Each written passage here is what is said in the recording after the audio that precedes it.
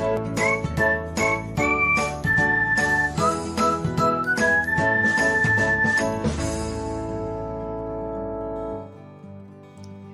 everyone, welcome back to another episode of Technologyglance. Today in this video, I am going to guide you through how you can turn on lock screen notifications on Likee. So, let's get started. Firstly, open Likee app in your device. Then tap on profile icon. Next tap on three dots icon. After that tap on settings. Next tap on notifications. After that, scroll until you find lock screen notifications.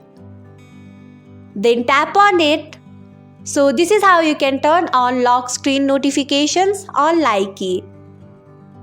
Thanks for watching. If you found this guide helpful, we would love it if you hit the thumbs up button below. We upload great new tech tutorials like this one every day. So don't forget to subscribe to our channel and hit the bell icon to get an update as soon as we post a video.